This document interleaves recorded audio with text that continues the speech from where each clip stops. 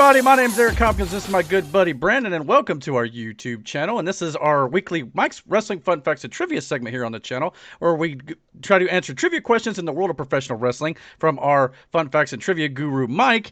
And if you're finding this for the very first time, please click that like and subscribe button, and don't forget to hit the notification bell so you get all the notifications about when we put up new content right here on this channel. I think this week's trivia has something to do with the history of the Intercontinental Championship. That's about all I know, just because that was the headline and the email that he sent me. So let's check out that video real quick, and we'll see if we can answer the trivia. So here we go. The Intercontinental Championship is by far one of the most prestigious championships ever in the history of professional wrestling. Some of the best matches in WWF, WWE history have been for that championship. One guy that I wish would have had a longer title reign was definitely Ricky Steamboat. Now, you remember he won the championship from Macho Man Randy Savage at WrestleMania 3 in 1987. Steamboat was scheduled to have a long title reign from what I understand. However, Steamboat's wife at the time was pregnant with their first, and to my knowledge, only child. And Steamboat actually went to Vince and asked for time off to spend with his wife, which did not make Vince very happy since he had invested in Steamboat being the champion for a long period, and decided to take the belt off Steamboat and grant him his time off. Now, you remember that it was the Honky Tonk Man who upset Steamboat on an episode, I believe it was, of WWF Superstars of Wrestling, and began what would be the longest championship reign of anybody in the history of the Intercontinental Championship.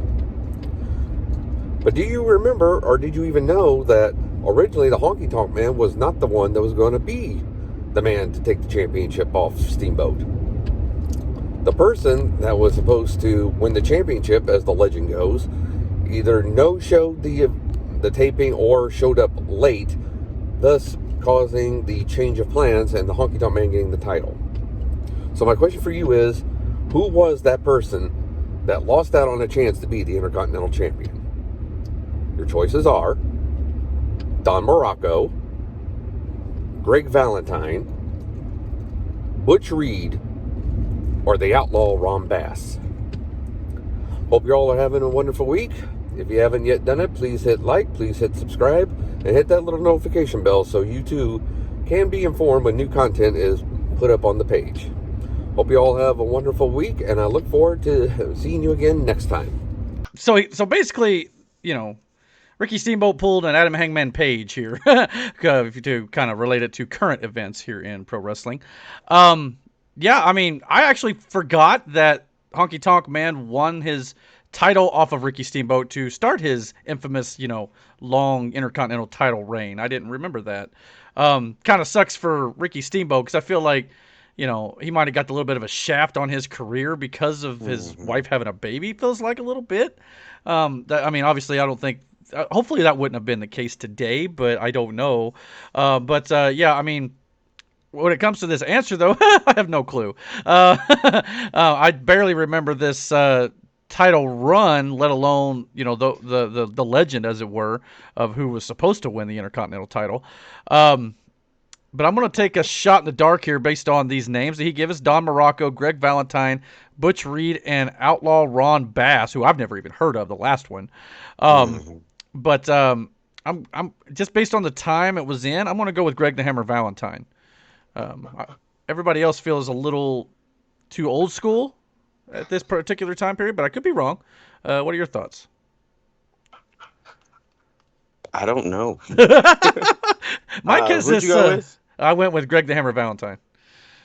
Was Don Morocco still fucking wrestling then? That's what I was thinking. I was like, some of these other guys, I feel like were not around at this time. If they were in other companies or beyond their prime at this point.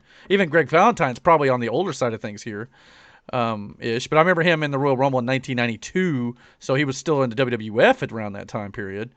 But these other guys, I don't recall if they were still with the company or not.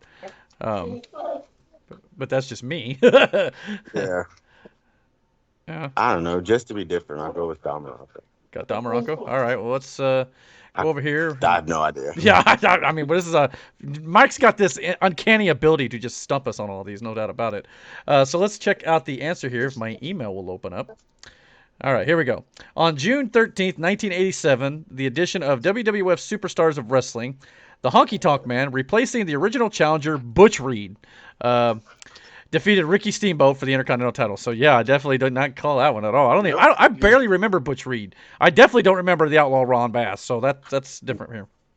I've heard the name before, but Yeah, I've heard the name, but that's about as far as it goes. Reed was either late arriving or no-showed the tapings as the story goes, causing the change.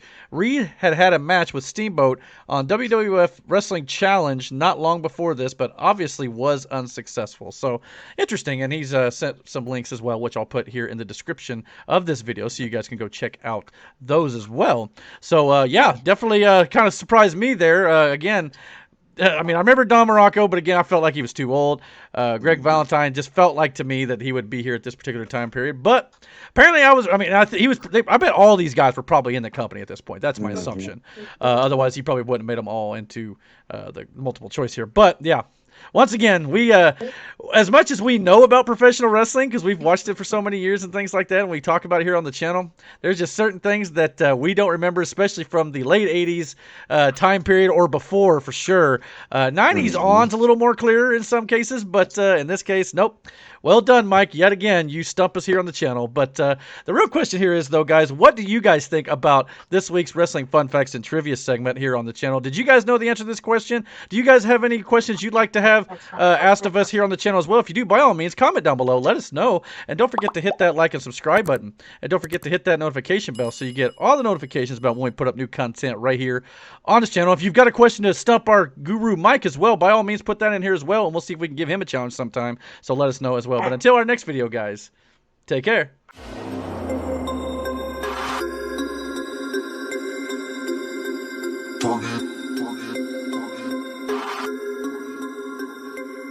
We about to turn it on.